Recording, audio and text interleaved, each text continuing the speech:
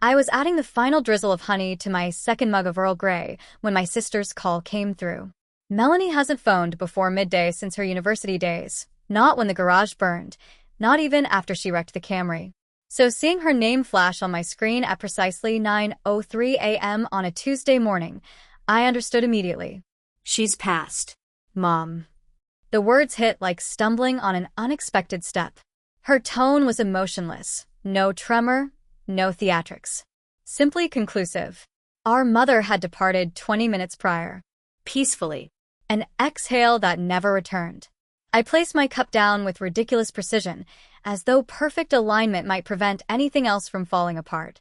I'd been in Archer Thompson's office kitchen for barely 7 minutes, enough time to scan emails, enough to reheat yesterday's leftover Earl Grey, insufficient time to absorb the loss of the sole person who still sent me handwritten letters.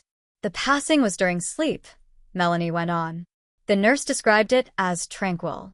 I remained quiet initially, fixated on my mug, allowing the steam to rise against my face as if I could vanish into that gentle haze. I'll arrange travel today, I finally said. I'll arrive tonight. Melanie's sigh told me she trusted my word. She always had. Then the kitchenette door squeaked behind me, and I recognized the footsteps without turning. 8 years in this building had taught me the sound of those leather soles. Lloyd Palmer, advisory VP, entered with unusual hesitancy, remarkable restraint for him. "Everything okay?" he inquired softly. "You appear shaken." Before I could respond, my phone chimed again. Reed Matheson's message appeared. The subject line was stark and unblinking, just sitting there like a judgment. "My office now." I displayed the screen to Lloyd. He grimaced. "Carlton's legal arrives in 3 hours. If Reed's summoning you, it concerns the $65 million project." I nodded once and exited the kitchen, abandoning my tea to cool beside the sink. Cold like my mother's hands must have been when discovered. Cold like the choice that emerged the moment Reed contacted me, the instant I saw that message. The decision had crystallized before I even entered that corridor without weeping, not from lack of desire, but because I already knew this scenario's inevitable progression. The cruelest part? There was no real choice. If you're reading this, perhaps between conferences, perhaps monitoring your own flooding inbox while someone precious slips away, leave your mark.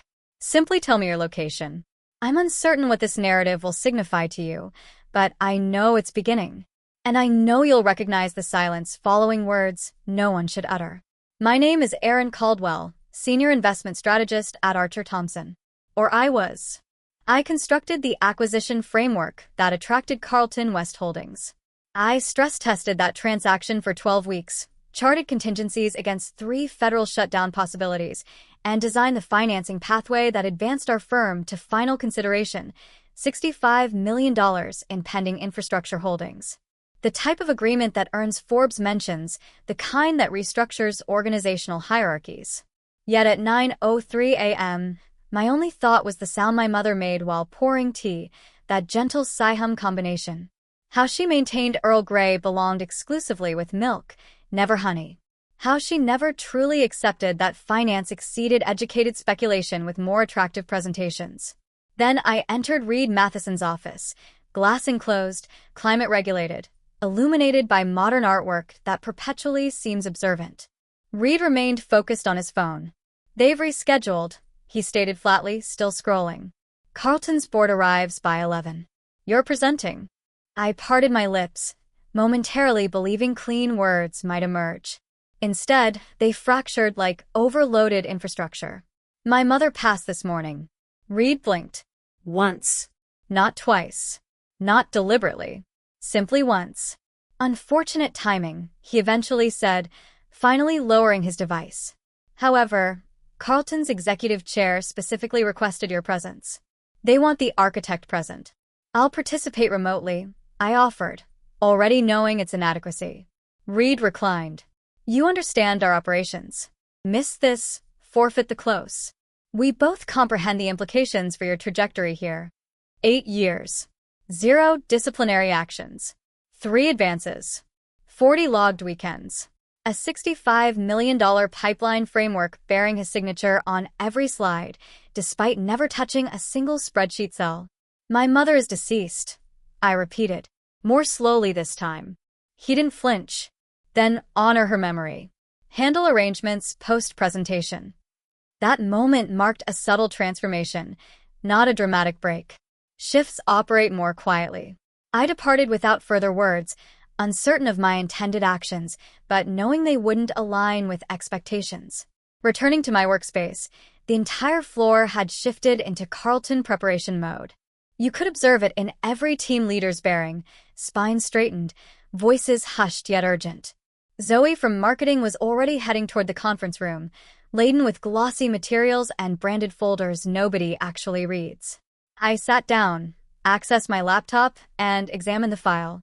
My creation. The $65 million acquisition framework. Countless calculation tabs. Depreciation projections. Rollover algorithms and alternative financing structures. This wasn't merely a spreadsheet, it was my effort crystallized into digital architecture. Now it would be dismantled by individuals who couldn't even navigate the assumptions section. Zoe paused while passing. You're presenting, correct? I glanced up. Apparently so. Reed mentioned the legal team expects me. She didn't phrase it questioningly. I accessed my inbox. There was a calendar invitation titled Carlton West, Final Presentation. Presenter, Caldwell. No message, no context. Just the presumption of compliance. That I would postpone my mother's burial for their schedule or abandon it entirely. The realization struck me, this ultimatum wasn't framed as coercion. It was packaged as opportunity. A leadership test. A reward disguised as a platform. They didn't say, skip your mother's funeral. They said, prove your executive readiness. The message wasn't cruel, it was clinical, which made it worse. I texted Melanie. Postpone the florist until tomorrow. Still in New York. Her swift reply, seriously? I didn't respond. From my peripheral vision, I watched Reed approaching the legal team. Passing my desk without stopping, he said quietly, don't be late. That was it. My mother's death reduced to scheduling. Don't be late. I stared at my screen. The blinking cursor rested in cell D. 281. Debt restructuring logic. One of the model's most complex components. 6 nights to construct. I hadn't spent 6 nights visiting my mother this year. My hand hovered over the trackpad. Then I did something unprecedented in 12 months. I closed the laptop and sat motionless. Then I rose, walked directly to the supply closet, secured the door, retrieved my phone, and connected the encrypted drive I maintained for travel. Quietly, methodically, I copied the most crucial documents, worksheets nobody else had modified, macros nobody else understood, model variations existing solely in my version. Not the shared repository. Not because I had a strategy, not yet, but because they needed me in that room for what I'd built, while remaining oblivious to how much only I could explain. The East Conference Room had always been their preferred closing venue. The building's most curated space. Transparent glass, neutral walls, the city skyline perfectly framed to suggest inevitability. I'd led numerous pitches there, but this morning felt different. The atmosphere was denser, or perhaps I was breathing differently. I entered empty-handed, unrehearsed, carrying only the weight of an unspoken decision. Zoe was arranging materials that appeared impressive, but went unread. She paused upon seeing me, her expression shifting from routine focus to heightened alertness. She didn't speak, no need. People with sufficient high-pressure experience learn to interpret the unspoken. I quietly, carefully informed her of my mother's passing hours earlier. That Reed had made expectations clear. No space for mourning today. She absorbed this like someone familiar with corporate cruelty variations. A brief flicker crossed her expression, not pity or shock, but recognition. I explained I wasn't choosing between the transaction and the funeral. Presented with an impossible choice, I would forge my own path. She didn't argue, just asked what I needed. When I specified, she nodded as if already accomplished. As she departed, I opened my local model copy, the version nobody else accessed. It had been refined beyond the company's server's saved version. The public iteration still contained placeholders, unconfirmed projections masquerading as conclusions, sufficient to create confusion, enough to stall the deal if others attempted to navigate it. But mine was complete, balanced, legally sound, ethically aligned. That version was never theirs. It was always mine. I reviewed it comprehensively, not from doubt, but because this version would close the $65 million Carlton West agreement. And I had no intention of allowing Reed to present it, on my behalf or otherwise. In that quiet, windowed room, I began reshaping the day. It started with one call to a liaison I knew would answer. I explained we were relocating to Holden Conference Center. Facility maintenance had affected the AV system. The new location was reserved, parking validated, materials positioned. I didn't request, I informed. Nobody questioned it, not from trust, but because I projected authority. While logistics shifted behind the scenes, I prepared as if nothing unusual was occurring. Projector calibrated, title slide replaced with one line, acquisition model presentation, Aaron Caldwell. No corporate logos, no decorative elements, just a name and numbers. Zoe returned 10 minutes later. Her expression conveyed more than approval. It showed alignment. She handed me the requested USB, a simple black drive, car key-sized, containing nothing Reed had approved and everything Carlton required. No dramatic scheme, no hidden sabotage, just clarity. I wouldn't challenge Reed in a boardroom. I would remove him from it quietly, without confrontation or spectacle. Because if the numbers were mine, the moment would be also. Holden Conference Center lacked Archer Thompson's polish, which favored me. Neutral territory meant no boardroom politics, no wall plaques, just a space where results mattered more than titles. Zoe arrived first, preparing the room like any other pitch. She didn't question the location change, no need. She'd witnessed my exit from Reed's office and understood more than I'd articulated. Reed departed the building exactly when anticipated. I watched him enter the company car, adjusting his tie while reading his phone. He never looked up, never questioned why nobody followed, never imagined he wasn't being followed at all. When Carlton's board reached Holden, the room was ready, clean lighting, printed materials at each seat, my laptop connected to the projector. The title slide displayed only acquisition model presented by Aaron Caldwell. No logos, no embellishment, just ownership. The board entered with silent precision, the type who measured credibility in milliseconds through posture, preparation, and who occupied the table versus who didn't. Reed's absence spoke louder than any introduction could. Nobody questioned his location, but I observed their calculations. I saw it when one placed their folder aside, recognizing the meeting's transformation. I noticed their legal counsel glance toward the empty chair, then immediately focus on me. I began exactly on schedule. No delay, no switch acknowledgement. I guided them through the revised model, my version. The structure remained similar in form, but differed in substance. This model offered resilience, optimized cash flow without sacrificing long-term assets, reduced volatile labor market exposure, and included built-in public-private compliance pathways. They remained silent through the first 15 slides. When they spoke, questions were specific, methodical, respectful. One director inquired about third-year debt tapering assumptions.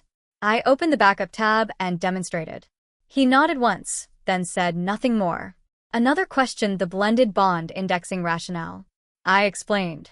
She made one note and capped her pen. By conclusion, they weren't just listening, they were convinced. Nobody mentioned Reed. Nobody needed to. As they departed, one board member paused near Zoe, requesting the working file be sent directly to them, not to Archer Thompson's CEO, not to the legal team. To them. That's when I knew that chair would remain empty permanently. When Reed's car reached Holden Conference Center, the meeting had concluded 15 minutes prior. The board had departed. Zoe had cleared the presentation table. My laptop was packed. The only evidence of significance was the still humming projector above a darkened screen. When elevator doors opened, Reed entered a recently used but abandoned room. No greeting, no debrief waiting. The receptionist hadn't been informed of his arrival. He checked his phone, no return calls, no Carlton message. Just one unread email from Zoe, time-stamped 27 minutes before his arrival. Meeting concluded. Model delivered. Follow-up requested from Aaron. Reed circled the room like someone reconstructing events. Chairs pushed back, half-empty water bottles, pitch materials stacked neatly by the window. He examined one copy, flipping through pages. The model appeared familiar but wasn't his version, updated, rebalanced, adjusted in unrecognizable ways. He wasn't confused. He was excluded. Returning to the office with quiet fury that manifested not in expression but silence, Reed didn't storm or slam doors. That wasn't his style. He operated through controlled collapse, making what followed more telling. Reed contacted 3 people, none answered. He sent 2 internal messages to Carlton's liaison, no reply. He checked the shared drive. The model remained unchanged. It wasn't what they'd seen. That's when he realized I hadn't uploaded my final version, hadn't granted permissions, hadn't shared the last 6 days of work, because I hadn't needed to. The version they'd seen existed only on my machine and in their memory. From my end, I maintained silence, letting it expand, allowing him to sit with the deliberately incomplete data trail I'd left. No breach, no rule violation. I'd simply used what was mine, delivering clean, complete work through channels he didn't control. Boardroom politics shifted that afternoon. Reed attempted scheduling a follow-up call. Carlton declined. He initiated a shared document review. They requested a summary from me. People noticed quietly. In meetings, call recaps, progress updates excluding him. The system that once moved because of him now moved without him. For someone like Reed, this was more dangerous than confrontation. It was replacement, and by the time he recognized it, intervention was impossible. 2 days post-meeting, Carlton West's legal team made a simple, direct request not addressed to Reed. They wanted the model they'd seen, not the Archer-Thompson server version, not the sanitized, approved, outdated version Reed believed was circulating. They requested the version I'd presented, by name. Aaron Caldwell's working file. Not the firm's model, not the revised deck. They asked for it like requesting a signature vintage. Not a category but a label. I sent it directly through encrypted channels, Zoe CC'd, nobody else. I attached a 2-line note. Per board request. This reflects the version presented at Holden. Reed wasn't copied but witnessed the aftermath. The following morning, Carlton returned with annotated feedback, specific, technical, granular questions already accounted for in my version.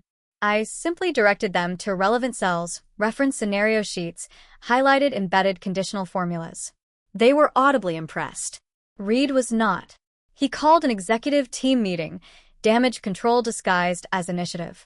He opened with praise, made vague collaborative flexibility references, and tried suggesting Carlton had seen a slightly accelerated version of the firm's existing work. But when asked to walk through the 3-year bond ladder projection anchoring the client's decision, Reed hesitated. He flipped pages, examined wrong tabs, referenced old cash flow logic before I'd shifted it to reflect unreported regulatory changes. He claimed formatting issues. The ensuing silence lasted seconds, not long, but sufficient to register. That afternoon, Lloyd Palmer forwarded an internal memo thread, quiet legal concerns about document versions, record keeping, authority trails. Nothing accusatory, just observations. But Reed's name appeared 5 times. Mine wasn't mentioned once. Internally, that spoke volumes. I didn't move or speak. I continued answering Carlton's follow-ups with quiet precision, documenting everything, attaching responses with track changes, verifying logic chains, forwarding nothing to Reed. Zoe handled optics. I handled substance. And Reed found himself attached to a deal he could no longer explain to clients he could no longer influence, using numbers he didn't recognize, built by someone he'd tried to erase. It wasn't accusatory or demanding, just a question. Clear, polite, delivered during a Tuesday check-in with Carlton's legal director. But it landed like a crack through tempered glass. We'd like to clarify who retains final authority over the model, Mr. Matheson or Miss Caldwell? Nobody responded immediately. The call included 6 participants, 2 from Archer-Thompson's executive suite, 1 from compliance, 1 from Carlton's side, Zoe and myself. I watched the blinking icons, waiting for Reed to respond, but his microphone remained muted. He possessed an answer, but any response would commit him to a story version he no longer controlled. Claiming it was mine would concede authorship, ownership, and leverage. Claiming it was as would invite technical scrutiny, he couldn't survive. After 5 seconds, I replied calmly, factually. The model used at Holden reflects my original logic structures.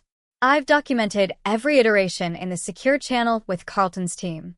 If formal authorship is required, I'm happy to provide attestation. The legal director nodded once.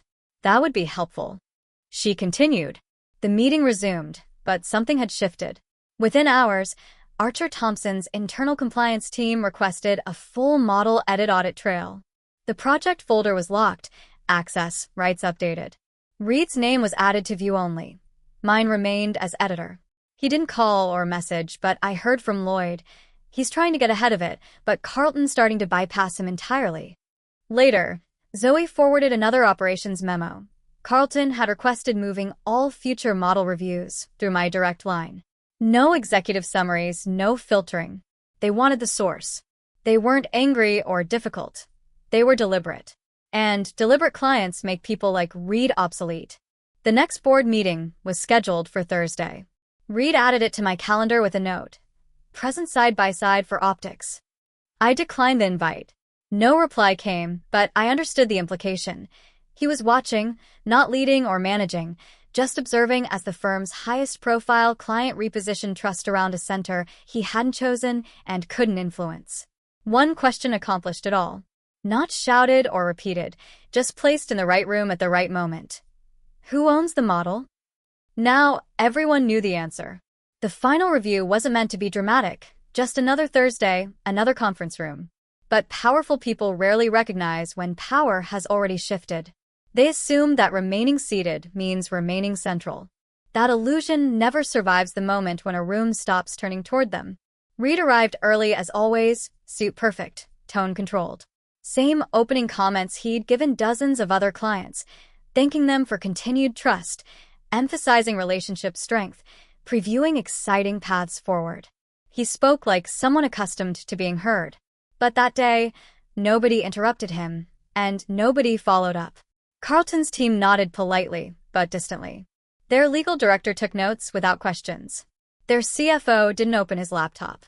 When Reed finished, there was no pause. They simply turned to me. No announcement, no signal, just shift.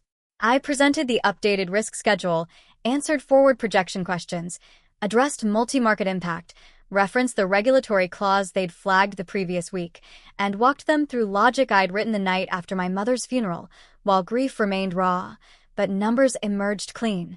Zoe distributed the revised executive summary. They read slowly, carefully. One smiled. Then Carlton's strategy team had looked across the table, not at Reed, but at me, and asked if I'd be their point of contact moving forward. There it was. No discussion, no formal vote. Just gravity redirecting itself. Reed didn't object aloud, but didn't agree either. He said something vague about internal structure still being finalized. Carlton's team didn't respond. They just wrote down my name. Afterward, I departed without lingering, didn't look back, didn't need to. Zoe followed a few steps behind, and in her silence, I could feel it. The room we'd left was no longer his. It had become neutral, unguarded. In a company like Archer Thompson, neutrality is never positive for someone who once commanded the room. Later that day, official feedback arrived in writing. Carlton would proceed on condition that I be listed as project lead, that my model be the foundation of record, that Reed no longer be included in direct communications unless specifically required for regulatory purposes. The language was professional, clinical, but comprehensive. When Lloyd forwarded the internal recap, he added a line I'll never forget. He lost the deal without losing his title. That's the worst kind of ending. It was true. Reed wasn't fired or suspended. He retained his office, his nameplate. But everyone understood the center had moved, and it no longer included him. The promotion email arrived 3 days after Carlton's final confirmation. Clean, polished, likely reviewed by legal twice and proofread 3 more times. Subject: strategic realignment and new leadership roles. Beneath standard headers and executive phrasing was a single paragraph offering me the newly created title of Vice President of Financial Strategy, reporting directly to the board, discretionary bonus, pending final sign-off. It was the clearest signal I'd seen that Reed's power had been reassigned, not removed. No departure announcement, no public demotion, just quiet org chart rebalancing with me now occupying the gravity well. No celebration occurred. No desk flowers, no horwa handskaks. Just silence, the kind that comes when a structure recognizes its own reordering but won't acknowledge the moment it happened. People avoided eye contact. Some stared too long. Others stopped copying read-on documents entirely. His door remained closed most days. The few times I saw him, he appeared not angry but weightless, like someone still moving through the building on routine, uncertain whether the floor would catch his next step. Zoe congratulated me quietly. Lloyd forwarded board minutes confirming my appointment, but even he left a final note. If you don't want his chair, nobody can fill it after you walk away. I didn't respond. Instead, I took a slow walk through the 38th floor, past whiteboards I'd once scribbled on when nobody remembered my name, past the server room where I'd once slept on a coat during an overnight rollout, past the office kitchen where I'd last stirred honey into unfinished tea. I thought of my mother, of her funeral, of standing in an airport bathroom stall, preparing to present a model while holding grief like shattered glass. I remembered her words about how numbers on pages are always people, and how long I'd spent pretending otherwise. The offered chair would have come with higher salary, seats at more tables, a louder title. But it wouldn't have come with ownership, real ownership, the kind that lets you build without seeking permission first. I opened the reply window, typed a sentence, deleted it, typed again, then finally wrote, "Thank you for the recognition. I decline the offer." No explanation, no apology, no justification. I closed my inbox, disconnected from the shared drive, and removed the badge I'd worn every weekday for 8 years from its lanyard. It was just plastic now, but had once been an entry key to a world that measured worth in compliance. I slipped it into a plain envelope, left it on Reed's desk, and walked out without looking back. I didn't take the title, didn't answer follow-up calls, didn't return to clear my desk. Zoe handled that quietly, efficiently. She boxed what mattered and discarded the rest. 2 weeks later, I registered a new entity under my own name, Caldwell Metrics and Company. No slogans, no launch party. Just a file stamped, approved, and irreversible. My first client, Carlton West. They didn't hesitate or negotiate. They sent the retainer within 3 hours of receiving my invoice. The second client came through recommendation, the third from an old contact who'd once said I was too technical to lead. Now they wanted me to rebuild their forecasting systems on my terms. I brought in Zoe as partner. Lloyd joined 6 months later after 30 years at the old firm. My sister Melanie took over operations from the West Coast, working late and never asking why I was always up earlier than necessary. We built quietly, no press, no PR, just results. And in every model I wrote, one line at the top, the numbers on the page are always people. It wasn't a mission statement. It was a reminder. The system I left behind had corridors full of noise. But the one I built worked in silence.